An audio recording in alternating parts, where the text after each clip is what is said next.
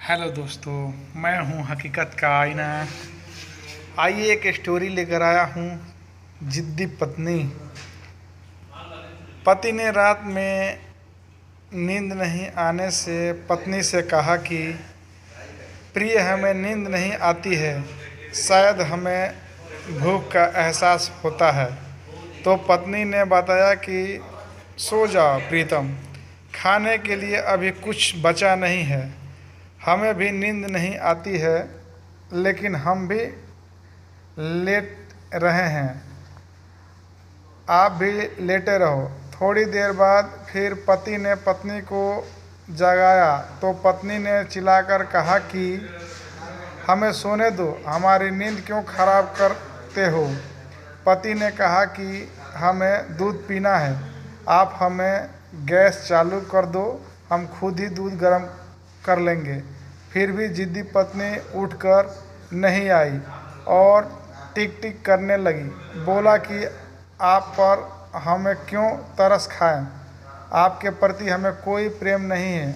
और बोला कि आपने दिवाली में हमें खर्च करने के लिए कोई पैसे नहीं दिए, हमें कुछ लाकर भी नहीं दिए हैं।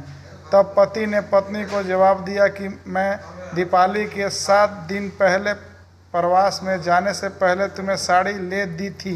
तो पत्नी ने कहा कि आप हमें कहीं घुमाने के लिए नहीं ले गए और ब्यूटी पार्लर नहीं ले गए। पति ने कहा कि अभी बच्चे की पढ़ाई चल रही है, कहीं जाना उचित नहीं है।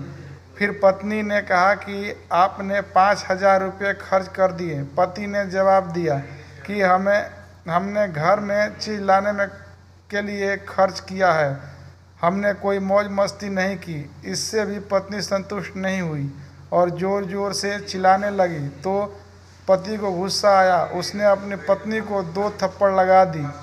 पत्नी भी होश में आई और उसने अपने पति की ओर मारने के लिए हाथ उठाया। तब पति थोड़ी घबराकर साथ बोला कि क्या तुम मुझे पीटोगी। तब पत्नी ने कहा कि हाँ हाँ, मैं तुम्हें पीट सकती हूँ, लेकिन हमें समाज का डर लगता है। और बोली कि मैं तुम्हें कोर्ट में घसीट कर ले जाऊंगी, आपसे डिवोर्स ले लूँगी। इतने में सोए हुए बच्चे जाग गए और अपनी मम्मी से पूछा कि क्या हुआ मम्मी।